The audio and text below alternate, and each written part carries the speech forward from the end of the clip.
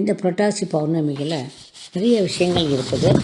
அதில் ஒன்று என்னென்னா, நவராத்திரி கொண்டாடின எல்லாரும் கடைசி நாளை துர்க்கை நாத்தான்னு நினச்சி கும்பிட்றீங்க. அந்த துர்க்கையை சமாதானப்படுத்தி நல்லா தேவர்கள் எல்லோரும் அந்த அம்மாவை சந்தோஷப்படுத்துகிறாங்க. அந்த நாள் இன்று. அதனால் நீங்கள் என்ன பண்ணும், அந்த அம்பாளுக்கு எல்லாம் படைத்து அவளை கும்பிட்டா ரொம்ப நல்லது, எல்லாமும் நடக்கும், நல்லதாகவே நடக்கும் அப்படின்னு சொல்கிறாங்க.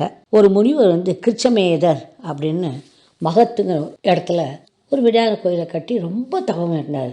ஒரு நாள் அவர் தவம் இருந்து கண் விழிச்சப்போ ஒரு ரொம்ப அழகான ஒரு பையன் எல்லா நகையோடு நிற்கிறான்.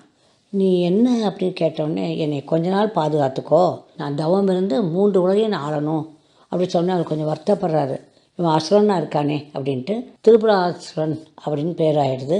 ஆனால் அவர் வச்ச பேர் பலி. அவருக்கு விநாயகர் பக்தி விநாயகர் வெள்ளி மலை, தங்க மலை, இரும்பு மலை 3ஐயும் கொடுத்துப்படுறாரு. அது நினச்சதால எங்கே வேணாலும் பறந்து அதில் போய்க்குவார். அவர் நிறையா பேர் அழிச்சிக்கிட்டே இருந்தார். அப்போ சிவனே அவரை வதம் பண்ணுறாரு. அம்பாள் இன்னைக்கு பூர்ண இதோடு இருக்கிறாப்புல. அதனால் அவருக்கு சந்திரமண்டல மத்தியக்கா அப்படின்னு ஒரு பேர் இருக்குது. ஏன்னா தேவர்களுக்கு இருக்கான நாள்.